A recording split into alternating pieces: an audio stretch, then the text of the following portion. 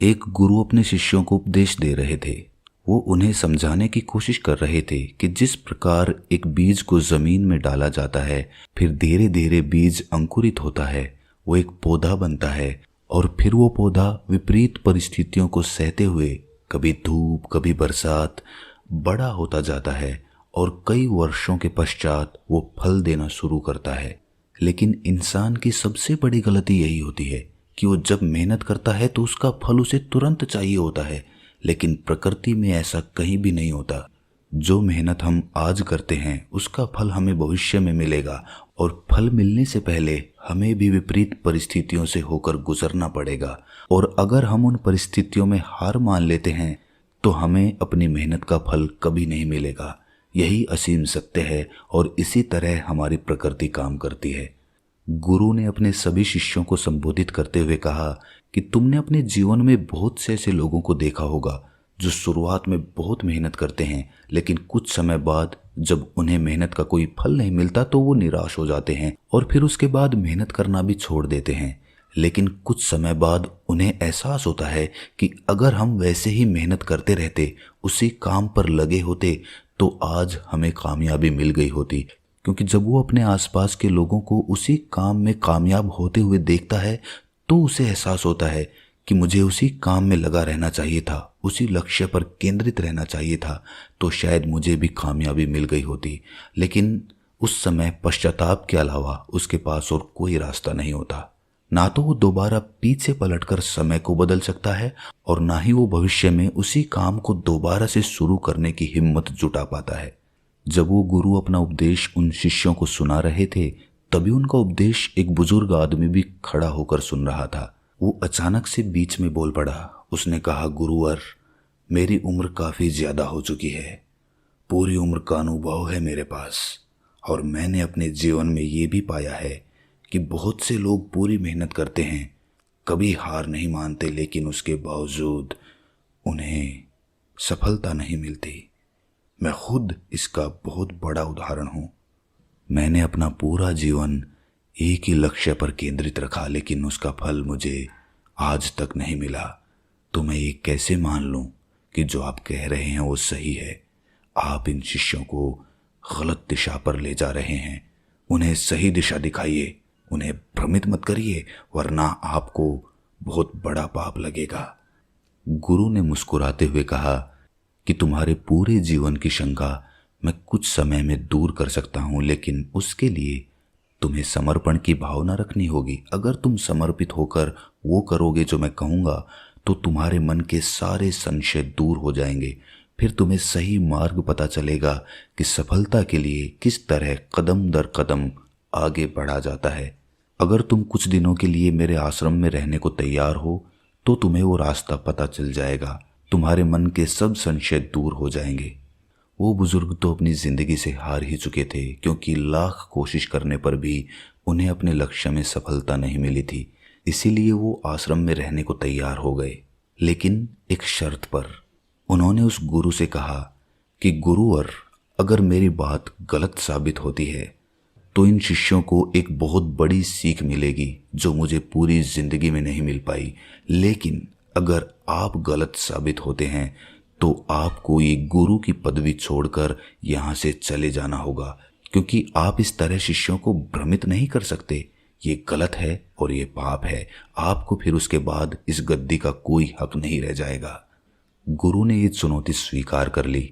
अगले दिन सुबह सुबह गुरु अपनी हथेली पर कुछ बीज रखकर उस बुजुर्ग व्यक्ति के पास पहुंचे। उसके सामने अपनी हथेली करते हुए गुरु ने कहा कि तुम इनमें से कोई भी 4 बीज चुन लो।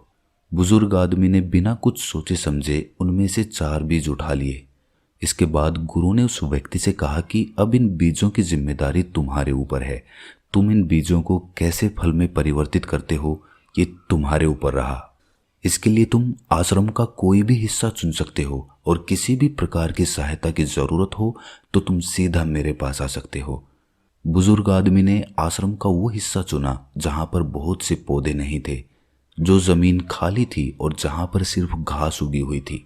उसने थोड़ी थोड़ी दूरी पर कुछ मिट्टी हटाकर वो बीज वहां पर डाल दिए और नियमित रूप से उन बीजों की देखभाल करने लगा। वो समय से उनमें पानी देता किसी भी पशु या पक्षी को उसके पास आने भी नहीं देता। कुछ समय बाद उन बीजों में से पौधे निकलने लगे, लेकिन पौधे सिर्फ 3 बीजों में से निकले। एक बीज में से कोई पौधा नहीं निकला, मतलब कि वो बीज वहीं जमीन में खराब हो चुका था। धीरे धीरे बुजुर्ग आदमी ने अपनी बात सही साबित करने के लिए उन पौधों की और भी ज्यादा देखभाल शुरू कर दी। वो नियमित रूप से उनमें खाद डालता, उनमें पानी देता और पशु पक्षियों से भी उन्हें बचा कर रखता। लेकिन इसके बावजूद उनमें से सिर्फ एक पौधा पनप पाया। बाकी के 2 और पौधे धूप की वजह से या बरसात की वजह से वहीं पर बर्बाद हो गए।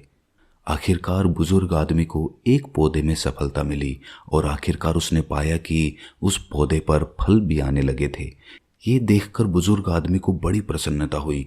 वो जल्दी से उस गुरु को बुला कर लाए, उन्हें दिखाने के लिए कि जो पौधा उन्होंने लगाया था उसमें अब फल आने लगे हैं। गुरु ने जब ये देखा तो उन्होंने बुजुर्ग आदमी से एक सवाल पूछा। उन्होंने पूछा कि मैंने तुम्हें 4 बीज दिए थे, लेकिन उसमें से सिर्फ 3 ही पौधे बन पाए और तीनों पौधों में से सिर्फ एक ही पेड़ बन पाया जो आज फल दे रहा है। ऐसा क्यों हुआ? बुजुर्ग व्यक्ति ने कहा कि गुरुवर, ऐसा ही होता है, हर बीज पेड़ नहीं बनता, लेकिन 4 बीजों में से एक तो पेड़ बना। क्या ये कम सफलता है? इसके बाद संध्या समय उपदेश का वक्त हो चला था। सभी शिष्य अपने अपने स्थानों पर उपदेश सुनने के लिए बैठे हुए थे। इसके बाद गुरु उस बुजुर्ग व्यक्ति के साथ वहां पर पहुंचते हैं और सभी शिष्यों को संबोधित करते हुए अपनी बात आगे बढ़ाते हुए कहते हैं कि जमीन में बीज डालते वक्त अक्सर हम लोग बीज की गुणवत्ता और जमीन के बारे में ख्याल ही नहीं करते। किस तरह का बीज हम उपयोग में ला रहे हैं और किस तरह की जमीन पर वो उगेगा, यानी कि पौधा बनेगा और कल को फल देगा, इसके बारे में हम सोच विचार नहीं करते। हमारे हाथ में जिस भी प्रकार का बीज आता है, हम बिना कुछ सोचे समझे उसे किसी भी तरह की जमीन पर फेंक देते हैं, जिससे कि वो पौधा नहीं बन पाता। उसी प्रकार अपने जीवन का लक्ष्य चुनते हुए हमें बहुत सतर्क होना पड़ता है, क्योंकि अगर हमारे बीज रूपी लक्ष्य की गुणवत्ता अच्छी नहीं होगी तो हमें भविष्य में नाकामयाबी ही हाथ लगेगी। इसीलिए हम किस प्रकार का लक्ष्य चुनते हैं, उससे हमें भविष्य में क्या फल मिलेगा, ये हमें पहले ही सोच लेना चाहिए और उस बीज को अपने मन में पूरी तरह से बैठा लेना चाहिए। इसका अर्थ ये है कि हमारा मन उस धरती की भांति है, उस जमीन की भांति है और वो लक्ष्य एक बीज की भांति है। इसीलिए उस बीज को उस जमीन पर डालने से पहले उस जमीन को भी साफ करना जरूरी होता है।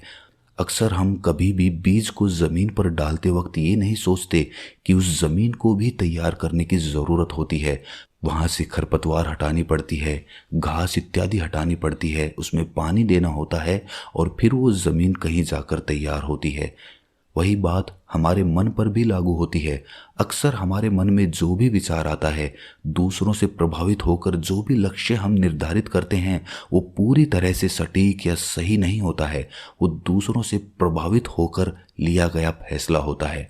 लेकिन अगर हम ध्यान के द्वारा अपने मन की जमीन को खाली कर देते हैं, अपने मस्तिष्क को विचारों से खाली करके निष्पक्ष होकर उस लक्ष्य के बारे में सोचते हैं, विचार करते हैं और ये देख पाते हैं कि भविष्य में ये लक्ष्य मुझे किस प्रकार के फल देगा, तो फिर वो बीज हमारे मन में और भी गहरा बैठता चला जाता है और उसका परिणाम हमें भविष्य में उसी रूप में मिलता है।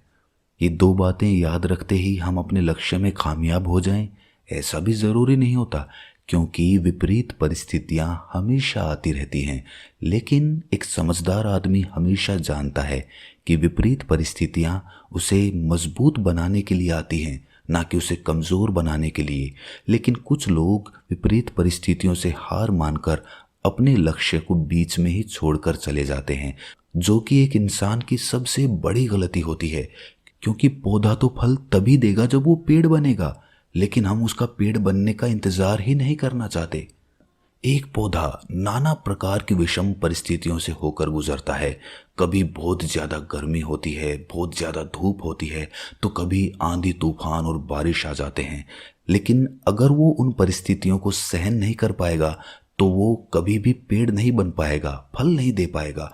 उसे मजबूत पेड़ बनने के लिए उन परिस्थितियों से होकर गुजरना ही पड़ेगा।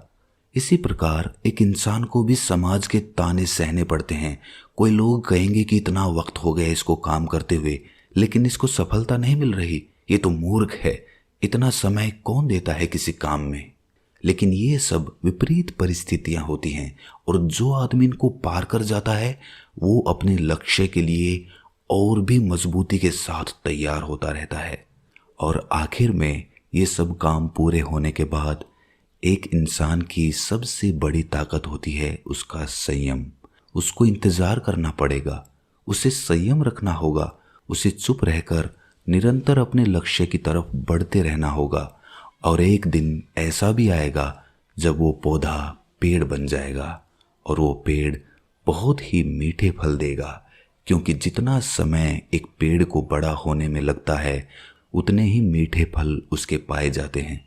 इसीलिए जिंदगी में कभी हार मत मानना, अपने लक्ष्य की तरफ निरंतर बढ़ते रहना। अपनी बात खत्म करते हुए गुरु ने बुजुर्ग आदमी से पूछा कि अगर आपके मन में अब भी कोई संशय है कि आप जीवन में क्यों सफलता हासिल नहीं कर पाए, तो आप पूछ सकते हैं, लेकिन जो बातें मैंने बताई हैं, अगर आपने उन बातों का पालन किया होता तो आप जरूर कामयाब हो गए होते। बुजुर्ग आदमी ने हाथ जोड़कर गुरुवर को कहा कि हे गुरुवर, ये शिष्य बहुत ही किस्मत वाले हैं कि इन्हें आप जैसा मार्गदर्शक मिला। काश मुझे भी अपनी जवानी में ऐसा ही मार्गदर्शन करने वाला कोई गुरु मिला होता, तो मैं भी अपने जीवन में कामयाब हो सकता था। लेकिन देरी से आए दुरुस्त आए। कम से कम आज तो मुझे पता चला कि मुझसे क्या गलतियां हुई थी और क्या कमियां रही थी। शायद मैं अपने बच्चों को सही शिक्षा दे पाऊं, शायद उन्हें सही रास्ता दिखा पाऊं। आज मेरी आंखें खुल गई, लेकिन दर्द इस बात का है कि मेरी आंखें इतनी देर से खुली हैं। अब मेरे पास करने के लिए भी कुछ नहीं बचा। अगर अब मैं ये ज्ञान ग्रहण कर भी लूंगा तो उससे मेरा क्या बदलाव होगा? ये सिर्फ दुख और पीड़ा देगा कि मुझसे ये गलतियां हुई। गुरुवर ने बुजुर्ग व्यक्ति की पीठ थपथपाते हुए कहा कि जिंदगी में ज्ञान ग्रहण करने के लिए कोई उम्र नहीं होती है। तुम्हें लग रहा है ये कि तुम्हारा समय बीत चुका है, लेकिन जरा ये सोचो कि जाने से पहले यानी कि मरने से पहले तुम्हें एक असीम सत्य के बारे में पता चला, एक ज्ञान के बारे में पता चला, अपनी गलतियों के बारे में पता चला। कितने ही लोग ऐसे होते हैं दुनिया में जो ये जाने बिना चले जाते हैं कि उनसे जीवन में क्या क्या गलतियां हुई है। तुम तो किस्मत वाले हो, तुम्हें तो पता चल गया है। तुम आने वाली पीढ़ियों को सही रास्ता दिखा सकते हो, और सही रास्ता दिखाने से ज्यादा बड़ा काम या ज्यादा बड़ा लक्ष्य इस दुनिया में कोई नहीं हो सकता। अगर कोई लक्ष्य सिर्फ हम अपने लिए निर्धारित करते हैं तो उससे सिर्फ हमारा भला होता है, लेकिन जब हम दूसरों का मार्गदर्शन करते हैं तो उससे पूरी कायनात का भला होता है, पूरी दुनिया उससे प्रेरित होती है। इसीलिए निराश मत होना, जीवन के प्रति सकारात्मकता हमेशा बनाए रखना। गुरुवर ने अपना उपदेश खत्म करते हुए कहा कि कल से हम एक ही लक्ष्य पर काम करना शुरू करेंगे। उस लक्ष्य को अपने मन रूपी धरती में पूरी तरह से बोएंगे ताकि वो भविष्य में अच्छे फल दे सकें। तो दोस्तों, कैसी लगी ये कहानी आपको कमेंट सेक्शन में ज़रूर बताना, और अच्छी लगी हो तो इस चैनल को सब्सक्राइब करके नोटिफिकेशन बेल को ज़रूर प्रेस कर देना, क्योंकि जब भी हम ऐसी ज्ञानवर्धक कहानियाँ डालेंगे तो आपके पास सीधी नोटिफिकेशन पहुँचेगी। आपसे कोई भी ज्ञान या कोई भी कहानी मिस नहीं होगी। तो मिलते हैं अगली कहानी में, तब तक के लिए अपना ख्याल रखें।